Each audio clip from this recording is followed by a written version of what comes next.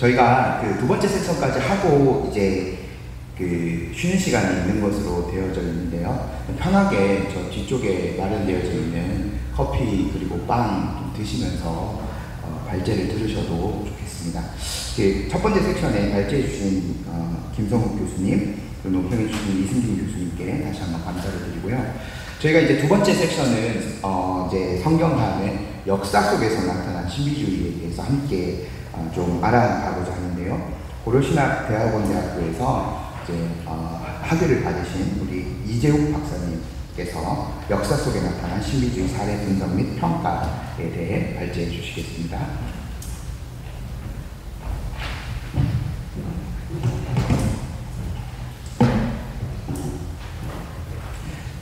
저는 잠깐 PPT를 준비했기 때문에 이걸 준비하는 동안 한 2, 3분 정도 시간이 있었거든요. 자유롭게 화장실 다녀서 있고 차 음료 마셔도 좋을 것 같습니다. 잠깐 한 2, 3분 정도 준비하도록 하겠습니다.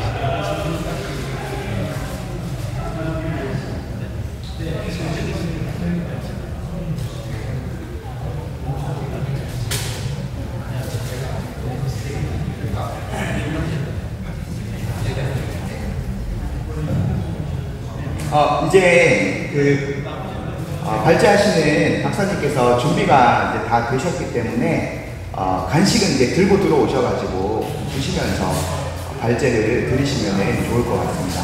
이제 좀 자리에 착석을 부탁드리겠습니다.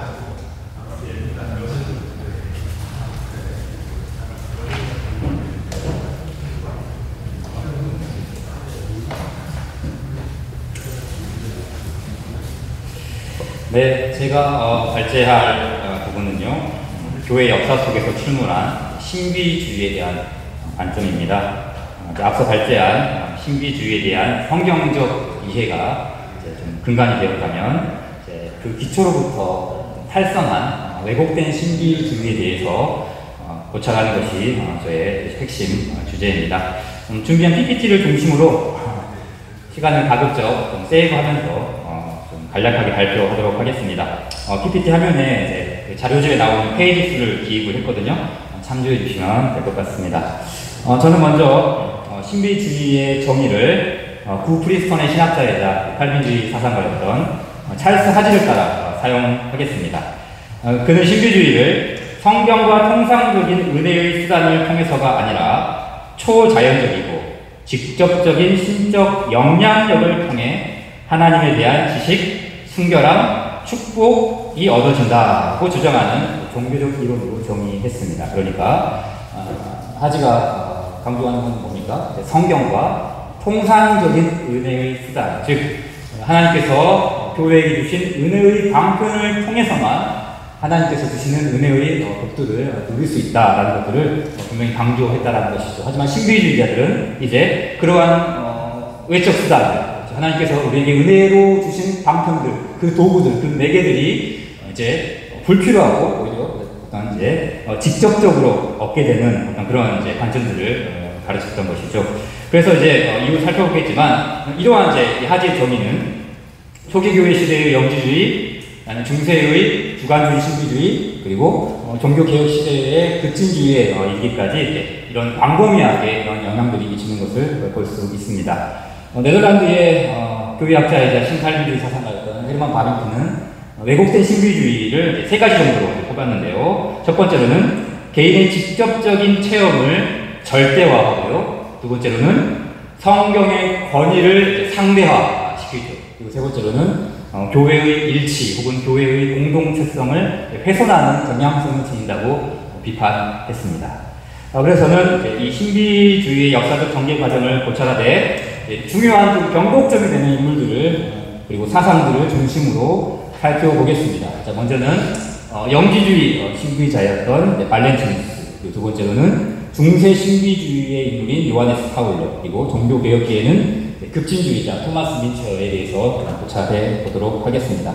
자, 우선 초대교회에 들어가기 전에 이 초대교회의 신비주의가 배경하게 들어서게 된 어떤 배경적 맥락들을 좀 살펴보겠는데요.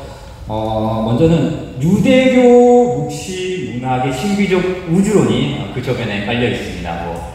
유대교 묵시 문학, 에녹서라든지 외경과 관련된 그런 이제 외경서들, 그리고 이사야나 에스겔에 대한 묵시적 사상들, 이런 그런 이제 묵시 문학에 대한 신비적 우주론이 거기에 깔려 있었고, 또 거기에 이제 헬레니즘, 아까 우리 첫 번째 발제에서 나왔던 헬레니즘의 이제 신비 종교들, 밀의 종교들이 여기에도 함께 합류를 하게 되죠. 그리고 유대교와 헬라 철학의 해석학적 결합이 일어납니다. 그러니까 유대교 1번이죠. 2번 헬레니즘이죠. 이게 이제 알렉산드리아의 필론이라는 사상가를 통해서 혼합됩니다. 그러니까 이제 그 알렉산드리아라는 지역은 문화의 중심지, 종교의 중심지, 그다음에 학문의 중심지였거든요. 근데 거기에서 이제 유대교 학자였던 필론이 헬라 철학을 도입함으로써 기독교를 말할 때 굉장히 이제 신비적인 어떤 관점들을 가지고 성경을 해석하는 일종의 이제 해석학적 문제가 생각하는데요. 그걸 이제 노에틱 주의라고 하는데, 노에틱 주의는 그러니까 우리가 이제 성경을 읽을 때 문자적인 관점 말고 문자적 관점을 넘어서는 것이죠. 그러니까 아주 쉽게 말하면 알레고리적인 어떤 그런 비유, 영적인 의미를 찾는 그런 성경 해석 방법론을 이렇게 이제 확산시켜 나갑니다. 그리고 이제 가장 중요한 것은 이제 플라톤주의죠. 플라톤주의 철학이 이제 그레코 로마 시대를 이제 평정하면서 거기에도 이제 기독교 사상들과 함께 합류를 하게 됩니다. 물론 이제 신플라톤주의는 3세기 이후에 우리 잘 아는 플로티누스라는 학자를 통해서 신플라톤주의가 기독교 신학에 굉장한 파급력을 미치지만, 우리가 이제 보게 된 이 발렌티누스라는 사람은 신플로티누스, 그러니까 신플라톤주의 이전의 사람입니다. 그러니까 플로티누스가 태어나기 이전 한 세기 전의 사람이 바로 이 발렌티누스죠. 그러니까 발렌티누스는 고대 플라톤주의와 신플라톤주의 중간에 있는 중기 플라톤주의 사상을 이제 수용한 사람인데요. 근데 이미 발렌티누스 안에서도 신플라톤주의의 철학적 사상이 고스란히 새겨져 있습니다. 그러니까 이 발렌티누스는 그 당시 유행했던 영지주의 사상과 그리고 신플라톤주의 사상의 어떤 접점들을 함께 섞어서 기독교화시키는, 이것을 굉장히 뭐랄까요, 혼합된 종교로서, 기독교가 사실 기독교가 아닌 것이죠. 이런 이제 사상적 관점들을 만들어내는데요. 그래서 이걸 뭐 굳이 이름을 붙이자면 신비적 영지주의자. 그렇죠? 그러니까 그냥 단순히 영지주의가 아니라 신비적 사상을 추구하는 영지주의 사상가로서 이제 등장을 하게 됩니다. 그래서 이제 이 앞에서도 우리가 자주 이야기하셨지만 이 신플라톤주의나 발렌티누스 사상의 핵심은 신적 일자와의 헤노시스, 합의입니다. 신적 일자와의 합의.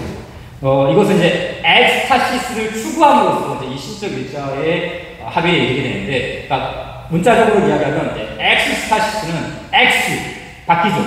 그리고 스타시스는 스탠드 서는 겁니다. 그러니까 이 우리의 영혼이 물체 밖에 서서 고립된 채로 있는 것이 아니라 이것이 이제 플라톤 철학에 의하면 계속해서 회귀하고 상승하고 점진적으로 움직여야 됩니다. 계속해서 운동을 해야 돼요. 그래서 상승을 하면서 신적 일자와 헤노시스에 이르게 되는 것이죠. 그러니까 왜 이 부분이 중요하냐면 이후에 살피게 될 초기 교시대만이 아니라 이후에 살피게 될 이제 14세기 독일 신비주의 사상에서도 이 신플라톤주의 사상이 여전히 고스란히 작동을 하고 있습니다. 물론 어떤 방향성이나 여러 가지 차이점들은 분명히 있습니다. 그리고 14세기 이후에도, 아니 현재로 이르기까지도 우리가 신플라톤주의를 공부를 하지 않았지만 여전히 신비주의 사상에는 이 플라톤주의 사상이 저변에 깔려 있다는 것을 우리가 알게 되고 있습니다. 그래서 이 발렌티누스의 사상을 먼저 좀 살펴보기 전에 간단하게 신플라톤주의 철학을 좀 간략하게 좀 살펴볼게요. 그러니까 토에 일자죠. 신적 일자가 맨 위에 있습니다. 그리고 거기서부터 누스가 유출됩니다. 신적 지성이 유출됩니다. 그리고 이 누스로부터 푸시케, 인간 각각의 개인 영혼들이 또 흘러나옵니다. 그리고 이 푸시케로부터 이제 휠레, 물질세계죠. 물질세계가 이렇게 흘러나옵니다. 근데 이 물질세계, 휠레가 이제 상승을 해야 됩니다. 회귀하고 역행을 해야 되는데 먼저 어떻게 이런 상승할 수 있는가? 정화입니다. 정화. 그렇죠? 그러니까 우리의 육체, 물질 세계를 이제 정화시켜 나가는 거예요. 어떻게 해요? 고행과 수행과 어떤 이런 육체성을 부정하면서 정화를 이루어갑니다. 그리고 신적 조명을 우리 마음 가운데 내면의 빛을 받습니다. 그리고 이 내면의 빛을 받아서 이제 관조, 콘테플라치오, 관상하게 되죠. 바라보게 되는 것이죠. 우리가 기도 중에 관상 기도 들어보셨죠? 그 관상 기도의 뿌리 역시 신플라톤주의에 있는 것이죠. 아무튼 그렇게 함으로써 이 정화, 조명, 관조, 그리고 마침내 합일에 이르게 되는 사상이 바로 이 플라톤의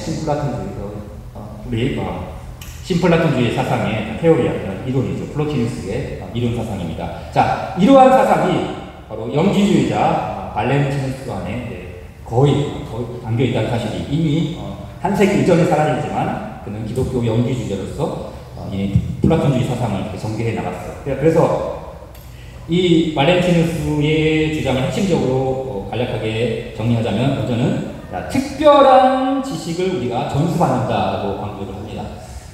아주 전형적인 영지주의자죠. 특별한 지식. 그러니까 우리가 어떤 예수님과 사도들로부터 전수받은 보편적인 지식이 아니라 우리는 특별한 지식을 전수받았다. 그러니까 이제 콘트라, 성경과 반대되는 거예요. 성경과 상반되는 것입니다. 하나님께서 우리 계시의 말씀을 주신 그 모든 보편적인 성경 말씀과 상반되게 우리만 특별한 지식을 전수받았다. 그리고 그에 따른 독특한 성경 해석을 또한 강조합니다. 당연히 우리가 특별하게 우리만 알고 있는 지식이 있으니까 이 지식을 아주 독특하게 에노틱 주의로서, 영적 주의로서 우리가 이 성경을 해석해야 된다 하면서 이제 신비주의 사상으로 흐르게 되죠. 이것은 이제 콘트라 교회 규범입니다. 그러니까 이제 초대교회 시대에는 아직 정경이 완성되기 전까지는 규범이 있었죠. 이것을 이제 레굴라 피데이라고 하는데 믿음의 규범입니다. 각주 25번에서 간략하게 설명했는데요. 그러니까 이제 레굴라 피데이는 일종의 성경을 해석하는, 그리고 성경을 해석하는 데 잣대 역할을 해주는 게 믿음의 규범, 레굴라 피데이죠. 종교개혁의 용어로 설명하자면 노르마타. 그러니까 규범된 규범을 통해서 우리가 성경을 잘 이해하고 바르게 벗어나지 않도록 성경을 해석하죠. 그래서 노르망스 하면 이제 규범하는 규범, 성경을 의미한다면 노르마타가 규범된 규범, 성경으로부터 규범된 규범이죠. 그런 역할을 해줬던 게 바로 초기 교회 시대에는 레굴라 피데이였죠. 근데 이 레굴라 피데이를 그들은 무시해버립니다. 예수님과 사도들로부터 교회에 주어진 이 성경 전통, 해석 전통. 그래서 바울이 말했던 게 있죠. 내가 받은 것은 곧 주께 받은 것이니. 그러니까 주님으로부터 사도에게로, 사도에게로부터 교회에게로 주어진 레굴라 피데이를 이것을 통해서 우리가 바른 성경적 관점을 이해하고 해석해 나갔는데 그 교회를 세우는데 분명한 역할을 했는데 이 레굴라 피데이를 이제 완전히 거절해 버린 것이죠. 그래서 세 번째로는 신적 불꽃을 자각해야 됩니다. 우리에게 주어진 규범 이런 거 필요 없고 신적 불꽃먹이가 자각합니다. 그래서 피조물과 창조물의 부분을 완전히 없애버리죠. 그래서 인간 자체가 창조주 속으로 이렇게 혼합되어 버리는 그런 과정으로 넘어가고 당연히 이제 물질 같은 거는 이제 없음 속으로 사라진다. 영지주의의 전형적인 모습이죠. 콘트라 유체와 하나님께서 창조하신 유체성과 물질성 그리고 부활을 반대하게 되는 경향성으로 지니게 됩니다. 자, 이러한 발렌티누스의 이단적 사상에 맞서서 이레나이우스죠. 우리가 잘 아는 순교자 폴리카의 제자들. 그러니까 예수님의 제자 사도 요한, 사도 요한의 제자 폴리카의 제자 이레나이우스가 이제 사도적 가르침의 전승 계승을 이어가면서 잘못된 이단자들을 반박했죠. 자, 크게 세 가지입니다. 첫째는 비밀 계시보다 사도적 계시가 우리가 더 우선되어야 된다. 누구를 더 믿겠는가? 어리석고 모순된 것들을 짓거리는 이단자들인가? 아니면 주님의 제자들과 모세인가라고 말하면서 이 잘못된 이단자들을 반박을 했습니다. 그리고 복잡한 사교보다는 우리는 단순한 진리를 추구해야 된다. 단순한 진리. 우리 합신에 왔으니까 박윤선 목사님 이야기하자면 목사님께서 개혁주의라는 무엇인가 말할 때 개혁주의라고 말할 때 우리 박윤선 목사님께서 말하길 개혁주의는 단순히 성경으로 돌아가는 것이다. 단순히 성경으로 돌아가는 것이 개혁주의의 핵심이라는 것이죠. 또 거의 이레나이우스의 가르침과 유사하죠. 이 하나님이 우리 주 예수 그리스도의 아버지라는 바울의 단순한 가르침을 우리가 따라야 된다. 이 영지주의자같이, 이 신비주의자같이 복잡한 사전, 궤변에 휘말릴 필요가 없다. 성경의 단순성, 성경의 명료성을 강조했던 것이죠. 그리고 아까 말했던 레굴라 피데이, 연속적인 전통이죠. 그러나 이 이단자들은 개인적인 철학, 바울이 이야기했던 것처럼 사사화시키는 것, 개인화시키는 이런 이제 잘못된 방법들을 비판했습니다.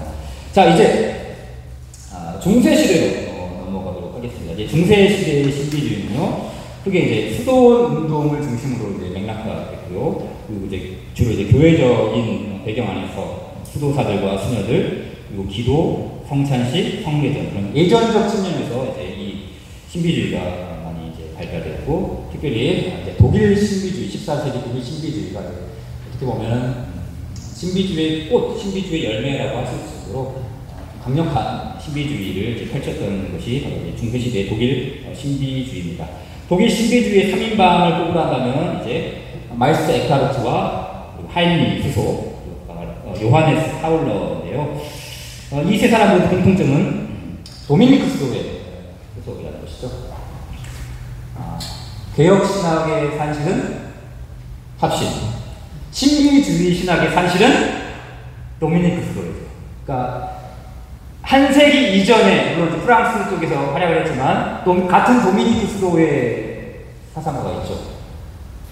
아리스토텔레스 철학을 재편성한 토마스 아퀴나스.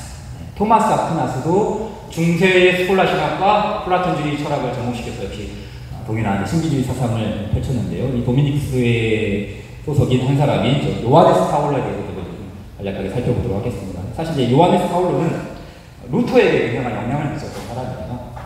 물론 루터가 이제 신비주의에서 벗어나긴 했지만 초기에는 타올러를 굉장히 많이 따랐고 타올러를 극찬했을 정도로 이렇게 영향을 주었던 사람인데요. 자, 이 요하네스 타올러나 뭐 에크하르트나 뭐 하이리 수서나 다 동일합니다. 핵심은 독일어 그룬트라는 개념입니다. 그룬트.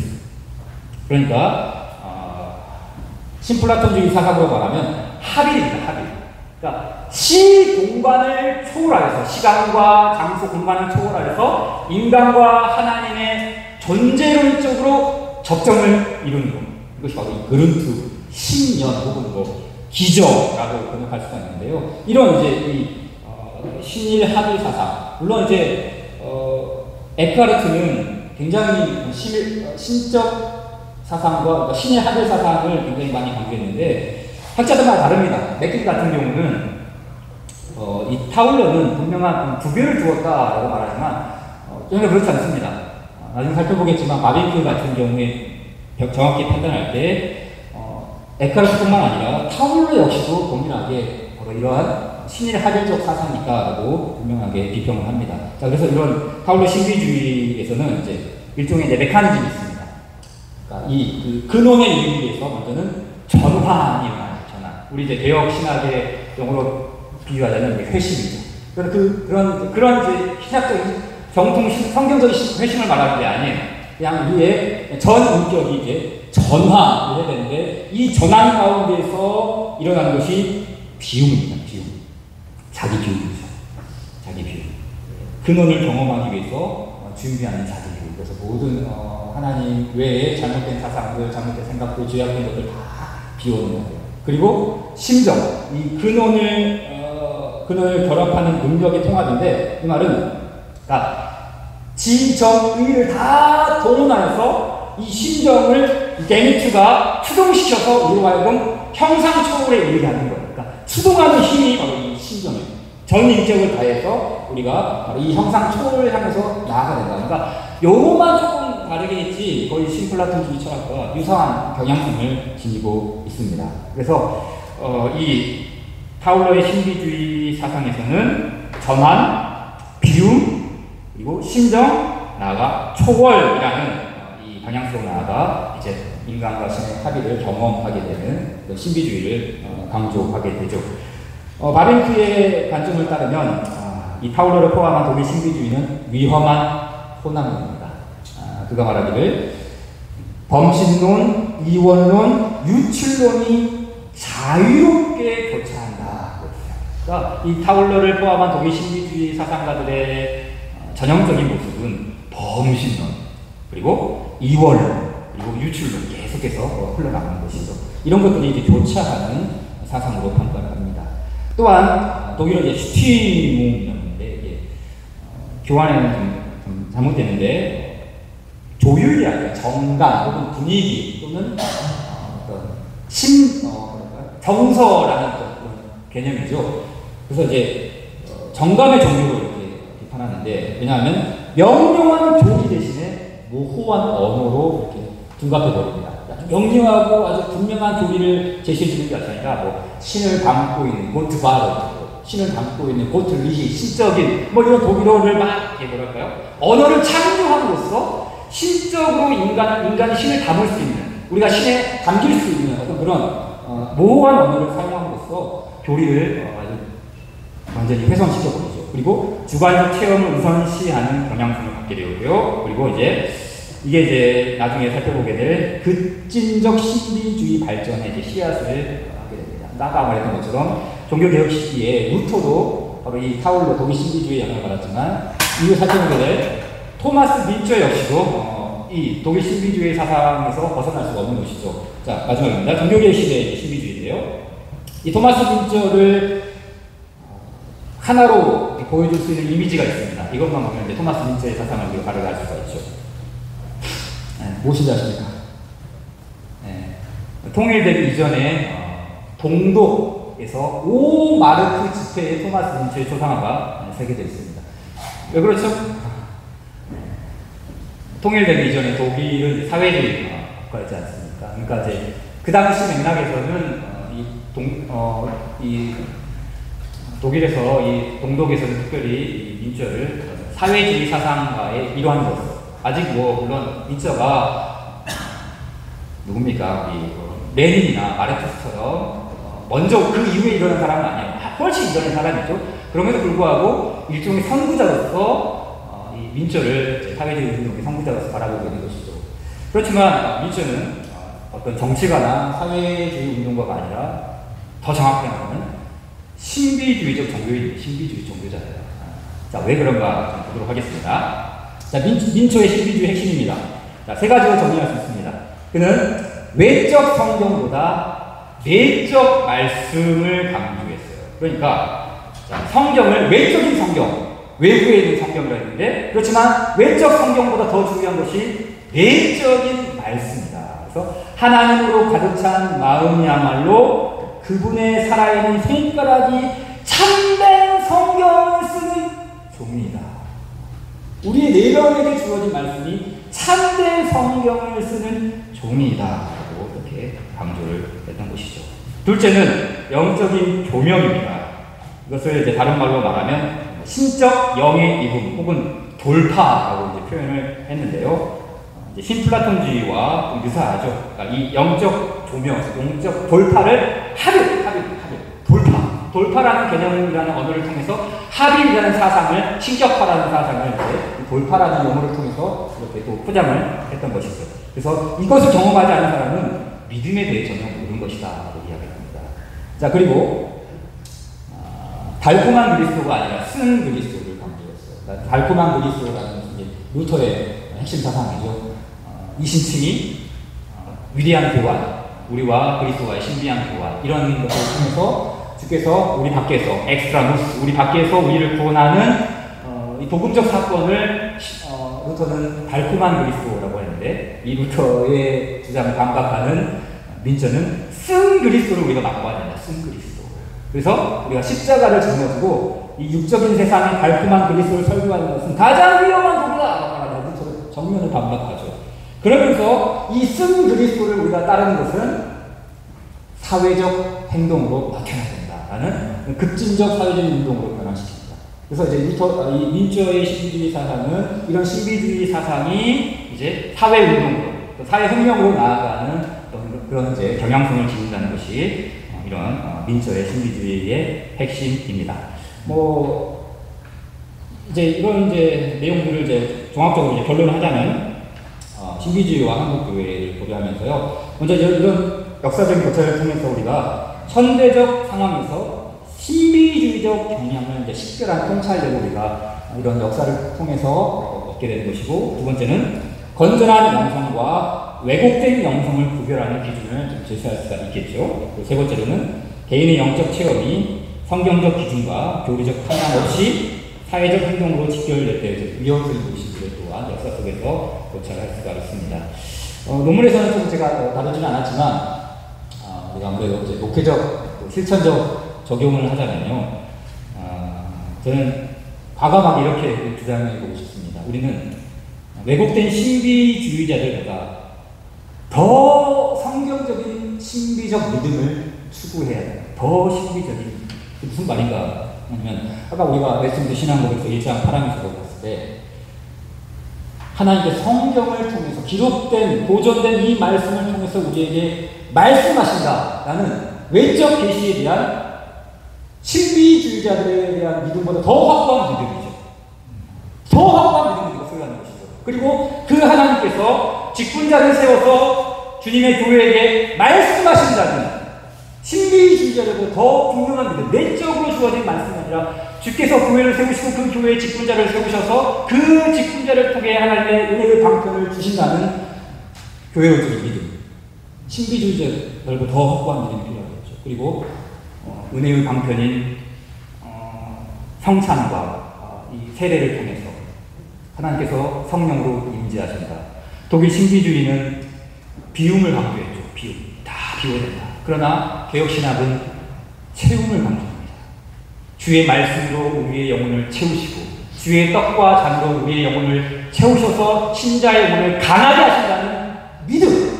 신비적인, 아주 성경적인 신비적인 믿음을 우리가 더 확보해야 되겠죠. 그리고 교회와 우리의 머리이신 그리스도와 그분의 육체, 그분의 지체인 교회는 하늘과 땅이 분리되는 것이 아니라 성령 안에서 우리가 연합되어 있다라는 분명한 믿음이죠. 교회론적인 분명한 믿음이죠.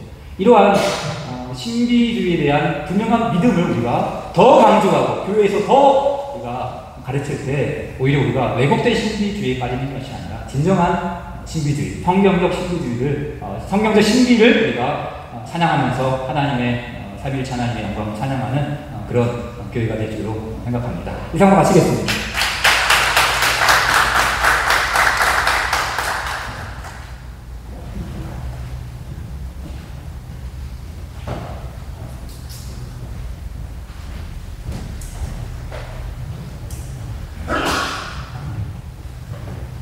이재욱 박사님 귀한 발제 감사드리고요. 역사 속에 나타난 신비주의 사례 분석 및 평가에 대한 논평은 조성재 박사님, 안양대학교 신학대학원에서 조직신학을 가르치고 계신 조성재 박사님께서 논평을 해주시도록 하시겠습니다.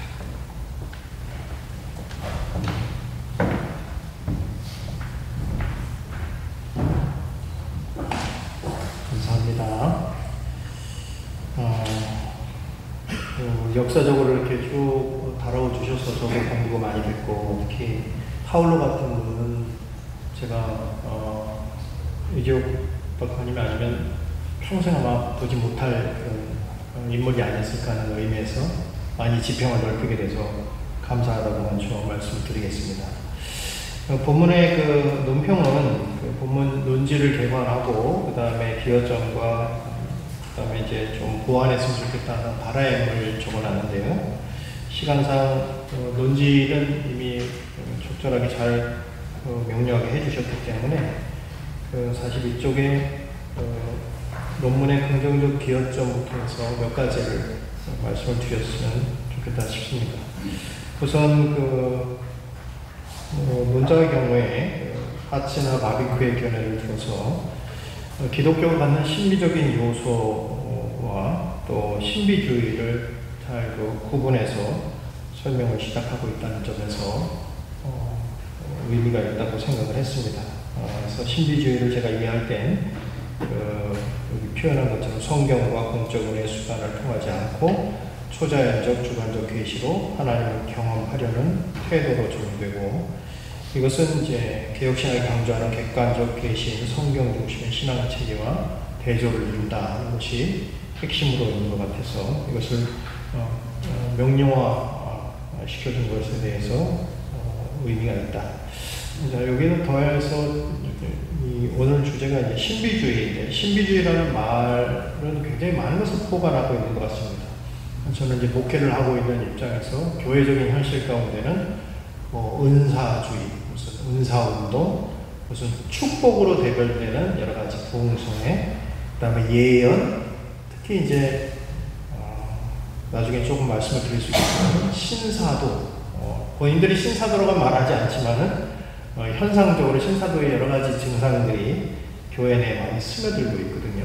이게 이런 면에서 이 1번과 같은 경우에는 공통적인 것은 객관적 성경 계시를 상대하고 아주 사사로운 계시를 추구하는 그런 면에서는 이런 개념을 교회가 좀 공유할 필요가 있다, 이렇게 생각을 했습니다. 두 번째 보시면 역사적 사례를 통해서 체계적으로 설명하는 데에 대해서 이 논문에 어떤 독자적 기여점이 있다, 이렇게 생각을 했습니다. 세 번째를 보시면 저는 이제 신비주의 하면 늘 부정적인 생각을 가지고 있었고, 또 용어 정리에 있어서 아까 유영국 박사님께서 말씀하신 것처럼 신비와 신비주의를 구분해서 신비주의라는 용어를 교회에서는 가급적이면 이제 배제했으면 좋겠다 하는 그런 의미는 제가 전적으로 동의하고요. 그런데 이제 그 역사적 상황과 관련된 논문이기 때문에 예를 들어서 루터 같은 경우에 앞에 3-3 정도에서 언급한 것 같습니다만은 그 전에 루터가 이 타올로가 있기 전에 교회가 가지고 있는 아주 형식주의에 대하여서 삶의 교사로서도 신앙의 어떤 각성을 이루게 하는 그런 면을 좀 긍정적으로 보았다 하는 면에서 이런 면에서 또 긍정적 기여가 있을 수 있구나 하는 생각을 좀 하게 되었습니다. 특히 이제 우리나라는 교회가 전부 보수적이기 때문에 이런 말을 할 필요가 없습니다만은 독일과 유럽에 이미 신학적으로 많이 성경을 이제는 더 이상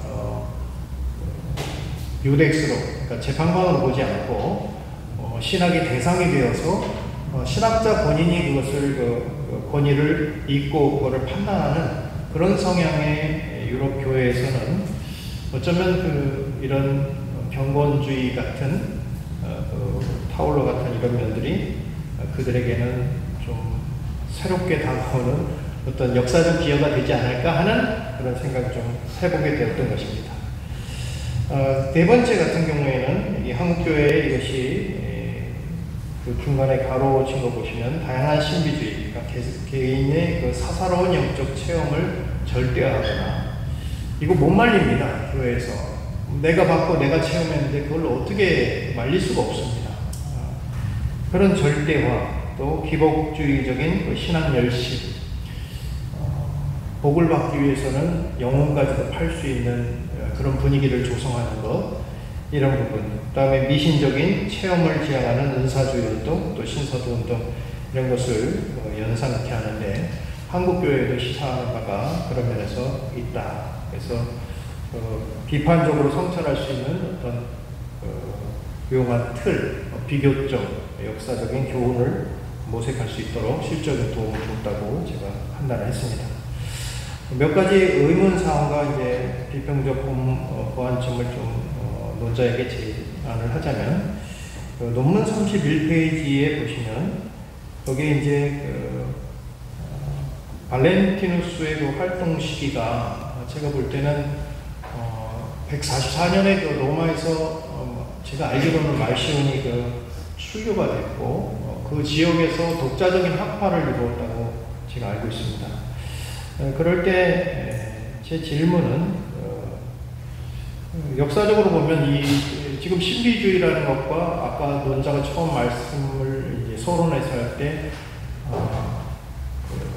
성경에 대한 객관적 성경 계시에 대한 그 상대화라는 문제에 있어서 굉장히 중요한 포인트가 있다고 생각했는데, 그런 면에서 보면 이 발렌티누스보다 동시대에 있었던 그 말시온이라는 이단은 역시 마찬가지로 독자적인 학파를 이루었거든요.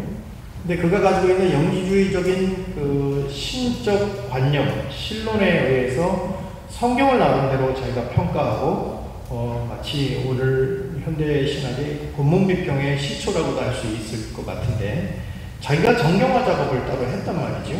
그래서 영지주의적인 신론과 심적 사상을 가지고 성경을 비판해서 성경의 객관성을 이제 교회에서 걷어내는 그런 역할을 했는데, 이 시기가 많이 겹치고 또 저스틴 마트나 이레네우스 같은 사람들과 또 생각해보면 이 말시온도 굉장히 중요한 영지주의의 한 부류일 텐데, 그런 면에 대해서 그도 발렌티누스를 여기에 대표적인 인물로 주목하게 된 어떤 동기나 어떤 의도를 조금 더 구현하면 이 전반적인 논문의 도입 부분이 좀 더 이해가 더 잘 될 수 있겠다 이렇게 생각했습니다.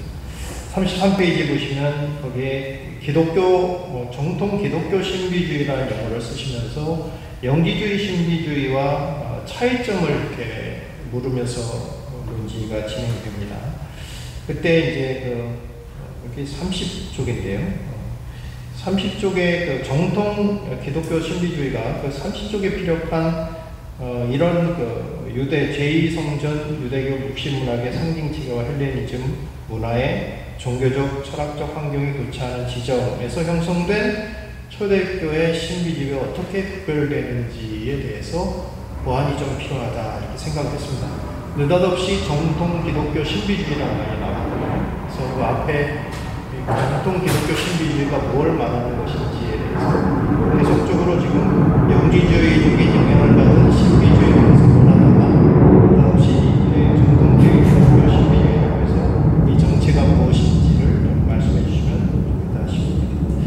34쪽에 보시면 지금 우리 타올러를 지금 금방도 얘기를 했는데, 타올러를 다룰 때 14세기 타올러가 중세 신비주의의 어떤 샘플로 지금 연구를 하셨는데 역사적인 맥락에서 보면은 2세기 발렌티누스하고 14세기 타올로 사이에는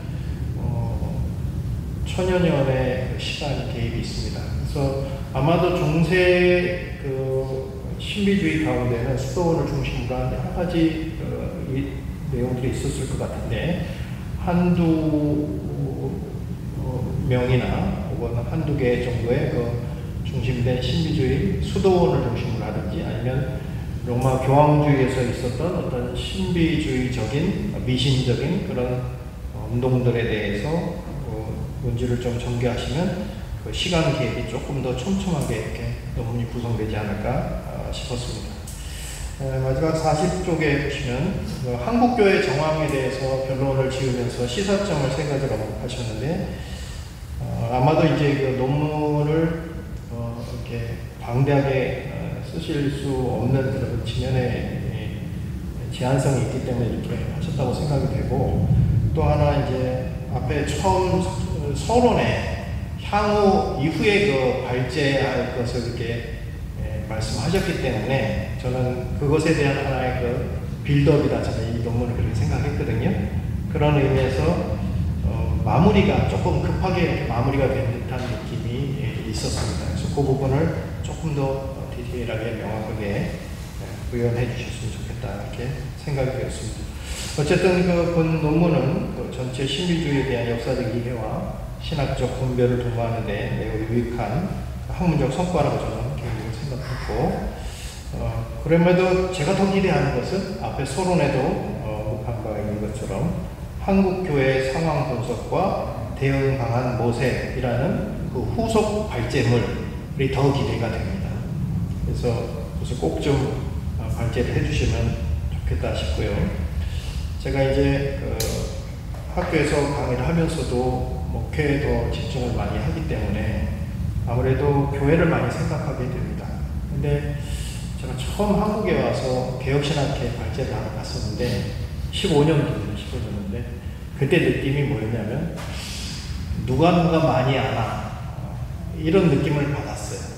이게 이렇게 많은 국내 유수한 그 신학자들이 모여서 발제를 개혁신학에 대해서 발제를 하는데 이게 교회에 어떤 유익을 줄까? 교회에 어떻게 열매를 맺을 수 있을까에 대해서 많은 회의를 하게 됐습니다. 그래서 계속 그 이후에도 제가 아펠동에서 공부하면서 있었던 큰 태제가 신학은 교회를 세우기 위한 학문이어야지 신학 자체가 일반 사회과학의 한 이론적 학문으로 있어서는 반드시 타락하게 되고 신학이 타락하면 교회도 타락하게 되고 그렇게 된다고 저는 믿습니다. 그래서 그런 면에서 이런 본 논문의 성과로서 마련된 신비주의의 어떤 중고들과 통찰이 어느덧 교회, 한국교회 안에 스며들어 있는 신비주의적 신앙 왜곡 혹은 변지 왜 스며들었다고 하냐면 저는 교회를 망치고 교회를 미혹하는 큰 두 가지 역사적인 미혹이 있다고 생각하는데요. 하나는 자유주의 신학이라고 소위 말하는 성경에서 하나님을 분리하고 참된 저자를 분리하고 성경을 신학의 대상으로 삼고 그리고 성경을 자기의 판단 아래 학문적인 어떤 안목 아래에 넣어가지고 성경의 권위를 자기 마음대로 이렇게 재단하는 그런 자유주의 신학의 오류로부터 교회가 많이 흔들렸다고 봅니다. 그래서 미국뿐만 아니라 특히 독일 같은 데에는 많이 넘어갔죠, 교회가. 한국은 아직은 그런 분위기가 아닙니다. 제가 특별히 경험했던 재미있는 일화는 아주 어렸을 때 감리교 출신의 전도사를 군에서 이제 같이 군종병을 하게 됐는데 이분이 얼마나 보수적으로 설교를 하는지요. 그래서 거의 감리교하고 우리하고 별 차이가 없네 그랬는데 개별적으로 성도들하고 이제 거기 간부들 식사 자리에서 대뜸 모세오경을 모세가 쓴 게 아닙니다. 이렇게 말하는 거예요. 신학을 왜 그렇게 자기가 그렇게 신학을 가지고 있으면서도 교회 안에서는 설교할 때 모세가 이렇게 말했다고 그렇게 설교하거든요. 그럼 왜 그런가? 한국 교회는 교단과 상관없이 전부 보수적인 성향을 가지고 있습니다. 뭐냐면 한국 교회는 교단은 나눠져 있지만 성경이 하나님의 말씀이라는 것으로 다 통일이 됩니다.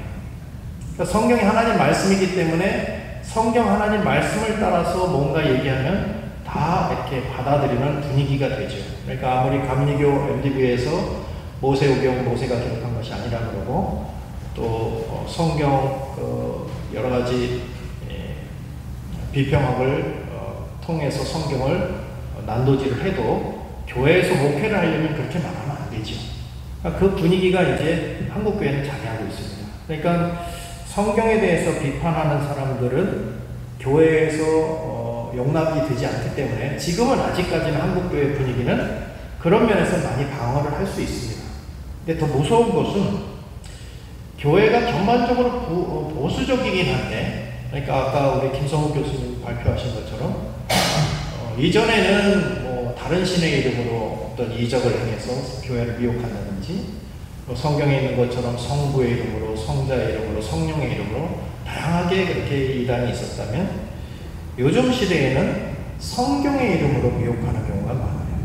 그러니까 교회가 보수적이기 때문에 성도들에게 이것이 성경적이라고 말하면서 이렇게 접근하고 성경 공부를 통해서 미혹을 많이 합니다. 그런 면에서 더 무서운 미혹은 바로 성경을 통해서 정통적인 그런 신앙이 아닌 상당히 왜곡된 신앙을 교회 안에 퍼뜨리는 것인데, 그게 대부분 제가 생각할 때는 신비적인 요소를 가지고 있는 그런 운동이 아닌가 이렇게 생각이 되는 것입니다. 그래서 가장 비슷한 이단이 가장 무서운 이단이라고 하는 것처럼 현대 한국 교회에 주의해야 할 바는 이런 보수적인 신앙을 기치를 걸면서도 성경을 하나님 말씀이라고 말하면서도 성경에 있는 그 내용의 문맥이나 역사성이나 전체 신학을 통한 전체 성경을 통한 신학적인 여과 없이 문자를 그냥 재현하고 반복함으로써 그 성경에 있는 어떤 사건을 반복하는 것으로서 그것을 마치 성경을 믿는 것처럼 이렇게 접근해오는 그런 신비주의에 대해서 우리가 경각심을 가져야 되겠다. 그런 면에서 제가 이런 표현을 쓴 것입니다. 어느덧 한국교회에 스며들어 있는 신비주의적인 신앙 왜곡이라는 표현을 제가 쓴 것입니다. 그런 면에서 우리 이런 미혹이랄지 또 비성경적 횡포로부터 교회를 보존하고 바르게 세우는데 이런 논문들 노력이 이바지할 것이라 기대가 되고요. 마지막으로 제가 논자에게 부탁하는 것은, 제가 이제 목회를 하면서 궁금한 것 중에 하나는 이렇게 이제 서구 역사의 큰 틀에서 발렌티누스도 역사적으로 언급하고 파울로나 민초 같은 사람을 봤는데 한국교회 100여 년 역사 가운데 그런 어떤 신비주의의 개통도가 있을 것 같아요. 이단의 개통도가 있는 것처럼 지금 잘 나가는 신천지든 하여튼 아마 개통 다 죄송합니다. 똘마니 들렸는데 그 개통도에 대해서 한번 좀 계보를 좀 알려주시면 교회적으로 그것이 굉장히 큰 변별력이 있는 중보들이 되리라고 제가 생각이 되는 것입니다. 그래서 그런 것들을 다음번 어떤 향후 발제하신다는 그 한국교회 상황 관련해서 그런 것도 한번 첨언을 해주시면 감사하겠다는 의미에서 제가 논평을 가름하도록 하겠습니다. 감사합니다.